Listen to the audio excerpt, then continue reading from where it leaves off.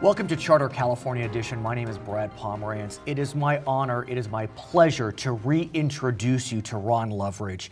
He recently left the mayor's office in Riverside. I can think of very few politicians who, after 32 years in office, leave as loved as Ron Loveridge has left. His retirement party was nothing short of inspirational. It was a celebration of a 32-year career in this inland empire city that has seen much excitement, some struggles, but the city is much better off for having Ron Loveridge at the helm for 18 years. Sir, I'm getting chills. I congratulate you. I know Marshall Loveridge is thrilled about your tenure and that you are moving on. But over this half hour, we're going to speak with this mayor about his years at the helm of one of California's finest cities. But before we get into his mayorship, I want to go back. I want to go back to the Bay Area, to Concord, California, to the University of Pacific. Why don't you tell us about your early years as a young man in education? Well, I grew up in the Bay Area. My parents both went to University of Pacific. It's the only city, it's the only place I knew. Of course, UOP. UOP, and so we used to go to, my dad used to take me to football games. So of course. Small campus in Stockton. There was about 1,300 when I came. It's close to 10,000 students now on the campus. Poli-sci major. Why? Why poli-sci? Were your parents political? Was your dad a lawyer? No, my dad was a civil engineer. My mother was really, if I had a family inspiration, she was on the school board for 14 years. She was set up something called the AAUW for that area. She was went through the chairs of the Presbyterian church in town. We were much like Garrison Keillor. There were two churches in Rivers and Concord. One was the Catholic Church, and the other was the Presbyterian Church. And that's where you attended. That's where I attended. So it's one thing to go to a nice institution like UOP, get a poli-sci degree, go to law school, something like that. You didn't do that. You went to Stanford University and you got a PhD in political science. Well, I was a good student at Pacific, so I really graduated at the top of my class. But I had some other choices, but became interested in the academy as place. So I went to Stanford. I was on what was called a National Defense Fellowship, and so I essentially paid for 3 years at Stanford. And at Stanford, I shifted from Soviet studies to American studies, and my principal tutor, advisor, mentor, a fellow named Hein Julau, was doing a study of small legislative bodies, which translated into the city councils of the Bay Area. And so who knew? My job then, or my role, was to look at city managers in the Bay Area. And so I wrote a book called City Managers and Legislative Politics. I went to visit most of the city halls in the Bay Area, and made a call at the end of the book which we need to have a kind of partnership, not as a rival, not as a servant, but see as a partnership between electeds and the city manager. And what's remarkable is how many years later you were known for having an outstanding relationship with your city managers as the mayor of Riverside. It needs the same premise. It needs to be a partnership. It needs to be, the city manager wants to be the best city manager that he or she can be. I want to be the best mayor. For that to work, so you need to work together. One would have thought, given your expertise in Bay Area politics and Bay Area government, you'd stay in the Bay Area, but you wound up getting a professorship at UC Riverside, which at the time, a small institution, 3,000 students. Right, not as well known, not as respected as it is today. What brought you down to Riverside?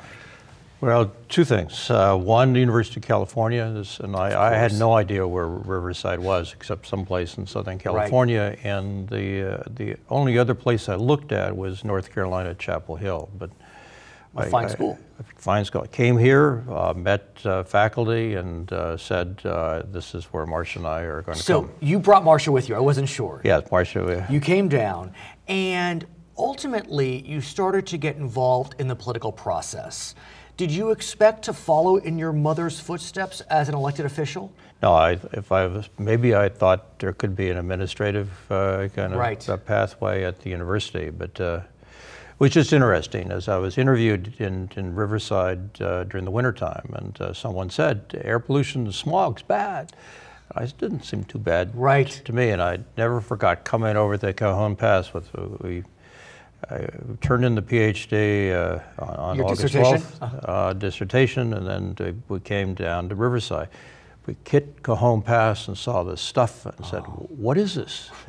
You had no idea what you were looking at. What is it? And so my really first day on campus, I went up to the Air Pollution Research Center and asked John Middleton, who's the director, what is it? And more importantly, how do people take it? How do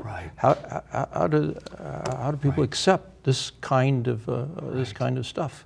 And lo and behold, after being frustrated by those types of events, in 1979, you decided to run for city council of Riverside. How did that happen? Well, I was on before that. Well, what I did at the university really led me to run for the council. I was in charge of intern programs, taught urban politics, taught public opinion. Every class I taught at UCR required students to go across the freeway and kind of connect with the real world, take concepts, apply them, see what they could find. I was on something called the Environmental Protection Commission. Not surprising, given how frustrated you were by the smog you saw. And what happens is you get invited to do different things. And so it was what I taught and what I did research on, which led me across the freeway to run for office. Most academics at the University of California focus on field, not place. But it was what I did as an academic that led me to move from field to place. So talk to me about those years as a council member. You served on the council for about 15 years. Talk to me about those years. Well, it was a city that I thought somehow had lost its way. My theme when I ran for the city council was pride in Riverside again. Downtown was in very bad shape. There were a handful of restaurants. The Mission Inn was barely surviving.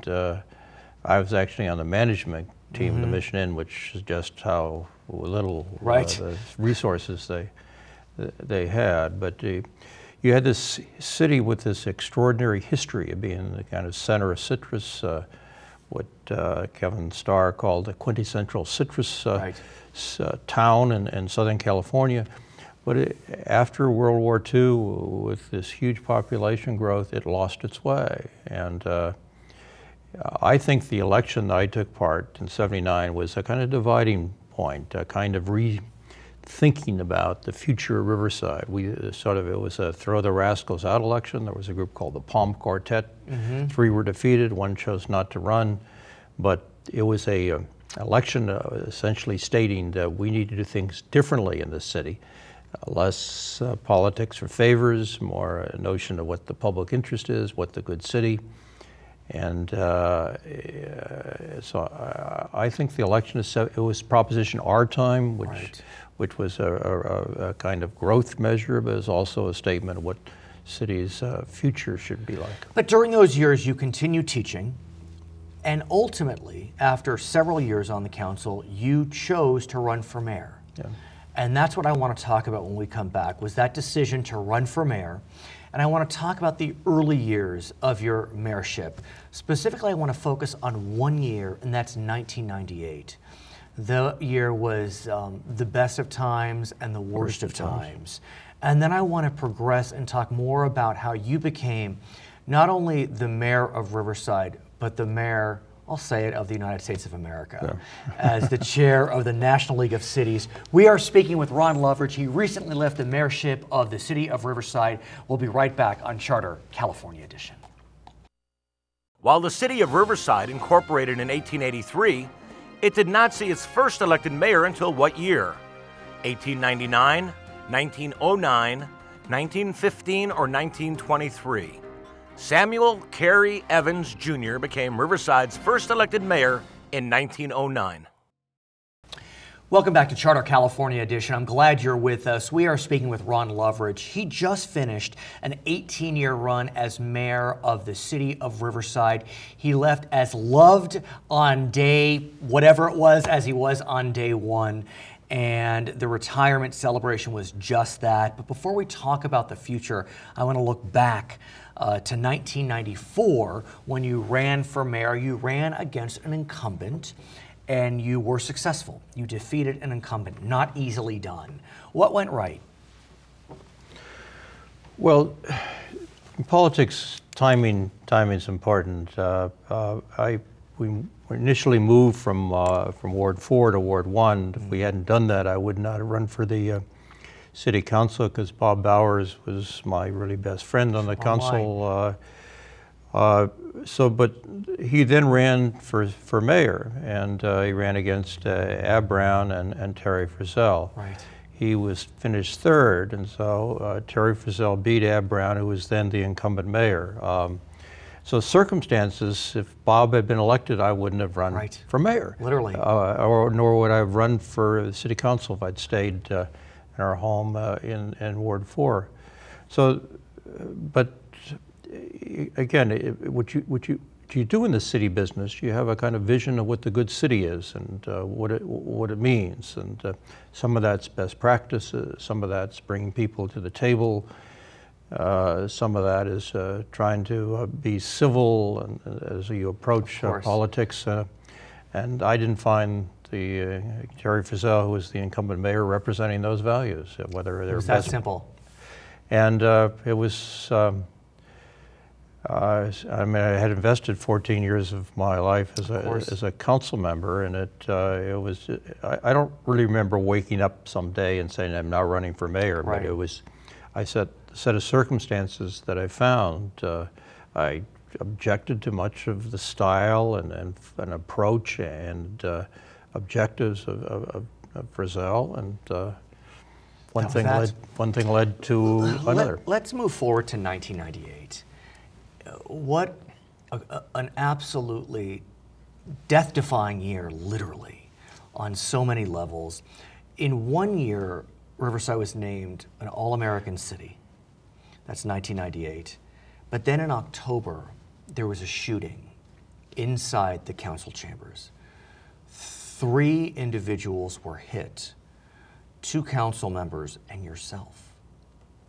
Talk to us about that and how that has changed your life to this day. Well, the first is it was important. Art Pick often aspired for Riverside to be an all-American city, and it's not easily done. In the year we competed, there were like 112 entries. 30 were selected for the kind of final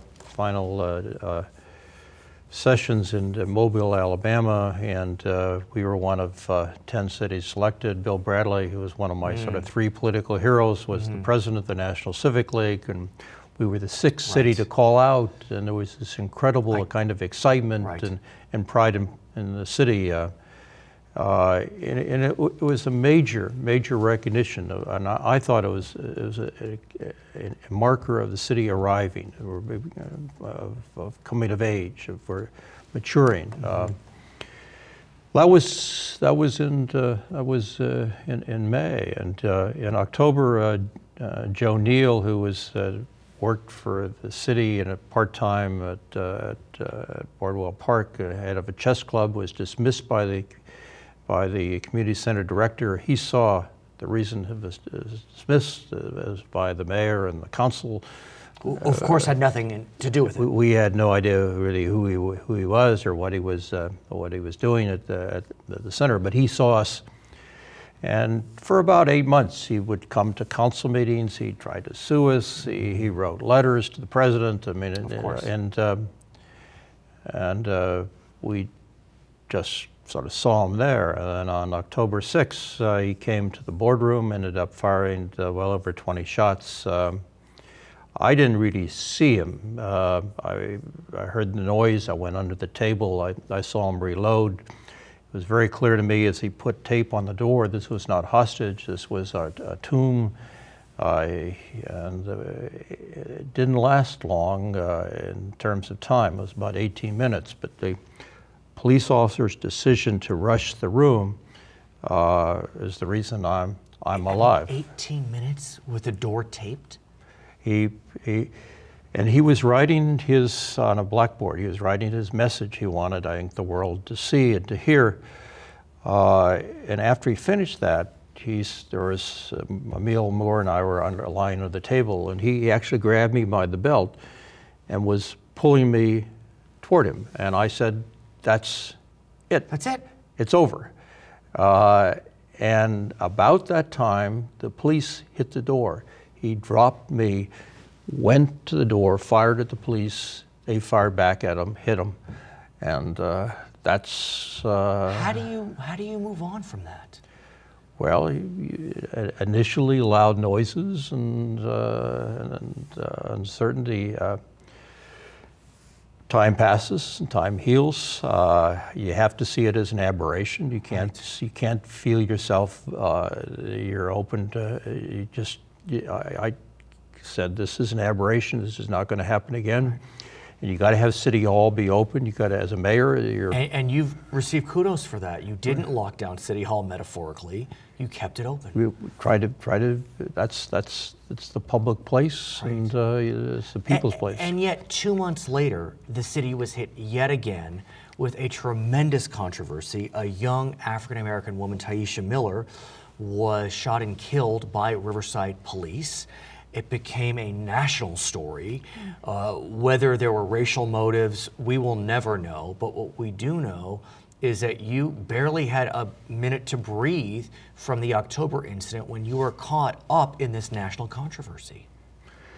It was a crisis, I think, of confidence in the police and confidence in the city. They had been heroes in October and villains in December.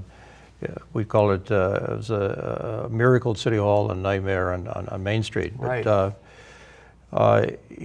it was not, there was a lot of shots fired. I think everyone in retrospect said if one was to do it again, they would not have made the same. With Taisha Miller. Taisha would not have made the same choices. But it became not simply a Riverside story, it became a regional story and then a national story. We had an incredible number of celebrities come visit us. Right. And they weren't here to say nice things. They weren't here nice things. And we became a national news story. My own thing I'm particularly proud of at that time, we set up a mayor's use of force panel. Jack Clark was the superb chair of that, which provided a series of recommendations that sort of, I think, in part allowed us to bridge from the shooting incident to better policing. And when we look into the first decade of the 20th century, I think it's fair to say that is when Ron Loveridge really blossomed, I guess you could say, in terms of the mayor of this city as well as the mayor of the United States of America. You became not only a local leader, not only a regional leader, but a national leader. And your efforts paid off in spades, if I may say, with award after award after award. And when you think about that day in 1965 when you saw the smog over the Cajon Pass, so much of your tenure as mayor focused on lean and green. And we'll talk more about that as we continue our conversation with the outgoing mayor of Riverside. His name is Ron Loveridge. He recently finished a successful 18 years of mayor of this beautiful city. When we come back, we'll talk about his tenure as president of the National League of Cities and so much more. My name is Brad Pomerance. We'll be right back on Charter California Edition. After Ron Loveridge, who is Riverside's longest-serving mayor? Ab Brown, Edward Dales, Walter Davidson, or Ben Lewis? The second longest-serving mayor in Riverside's history was Ben Lewis, who served from 1965 to 1978. Welcome back to Charter California Edition. I'm Brad Pomerance. Our guest, Ron Loveridge. He recently left the mayorship of the city of Riverside. And despite the horrific incidents of October 6, 1998, you didn't shut down, you didn't become a hermit, you continued to engage with Riversiders, you kept City Hall open, and one of the things that you are most known for is Mayor's Night Out. Why don't you tell us about that? When I ran for mayor in 94, the themes of the campaign were safe streets, good jobs, and great neighborhoods. But I had a 28 8-step action plan. And one of those steps was, in terms of neighborhoods, is a mayor's night in. The thought was that people— Mayor's night in. I thought that people come down to visit City Hall and the mayor would talk with them. But a major premise, I think, of what makes a good city, and a major premise of my time as both mayor and council member, was focus on neighborhoods. And we've identified 26 neighborhoods. We have maybe 50 initiatives that I think I've had something to do with to make neighborhoods better. I thought about it. It says, rather than having people come in, we ought to recognize neighborhoods, and we ought to take the top city staff out to the neighborhoods of Riverside. So we finished 163 different Mayor's Night Out on the premise of recognizing, celebrating neighborhoods, of listening to who they are and how we can help. And I think the fact that the new mayor, Rusty Bailey, is continuing that event shows just how popular they have become and continue to be. I want to talk about the initiatives for which you are most well known. Green Cities, several awards. I was most proud when I was able to announce on this show that Riverside had been named the most intelligent city in the world in 2011, and that's focused on technology. How have you been able to engage in green initiatives, smart city initiatives, over this last decade and a half, let's say, when the economy's falling apart, especially in the Inland Empire? People are talking about overregulation, and yet you've pushed the city forward on two areas that require regulation and governmental involvement. Well, what I think a mayor has both a responsibility and opportunity to do is to look for what sort of best practices. I mean, cities are enormous competition with each other for residents, for business, and it's difficult competition. And you need to be the best you can be in order to be successful. And as one person reminded me, successful cities are cities that invent their future. So how do you invent the future? Being green is one way, and it's more than simply being a good steward. It's in terms of energy efficiency, but going green saves green. Right. We've been, last year we competed with two other cities, Santa Monica and Jersey City, and there were 3 population categories to be the most greenest city in America. We weren't selected. Santa Monica edged us out, but we were in competition. Top three in the country in our population area to be a green place. And some of that came from the experience of what I found Riverside in terms of air quality. When we arrived, there were 200 days of first stage, there were 65 days of second stage. I thought Riverside needed to be a leader in Southern California on being a green city. We're asking other places to step up and do something. Riverside, we just got an award this year to be the greenest public fleet in the country. Well, that's Riverside. City of Riverside in the country. But Riverside is being identified and judged to being among the best of cities, not simply in the region or the state, but in the country. And let's talk about the country, because you became, most recently, I mean, you just finished your tenure as the president of the National League of Cities. You had the ear of the President of the United States.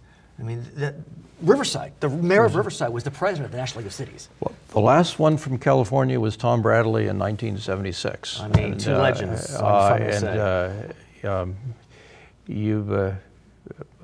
One of the things you did was National League, as I mentioned, you sort of talked to kings and queens, but he had an ability, he had access at a national level.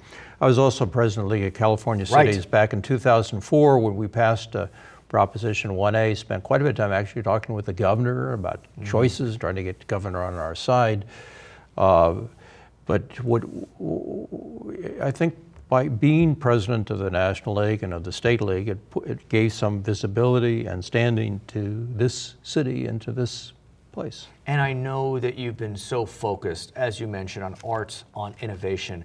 I am sure one of your proudest accomplishments is working with UCR to bring a medical school to this region, and it happened. Yeah, well,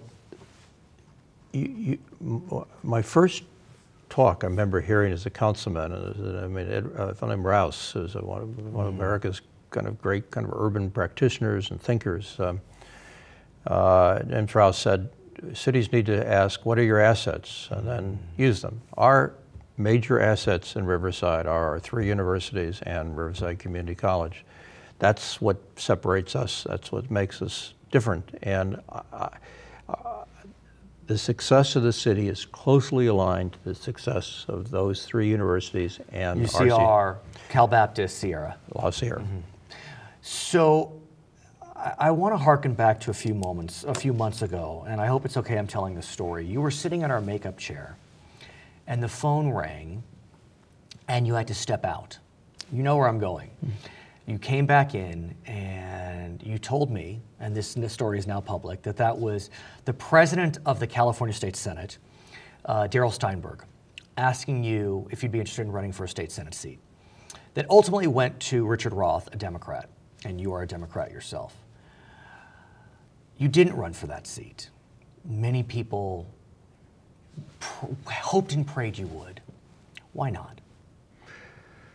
Well, the simplest explanation is it was a vote of the Women's Caucus. Exactly.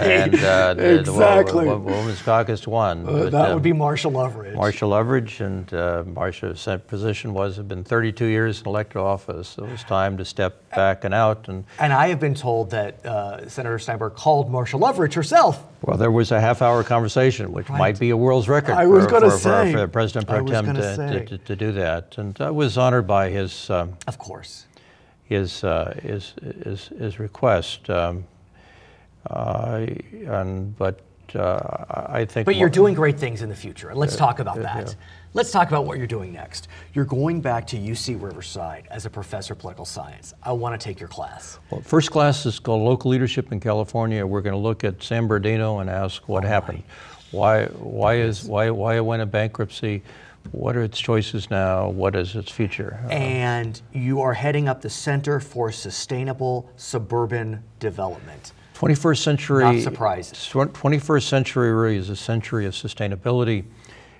It's the question before Southern California. It's the question before the inland region.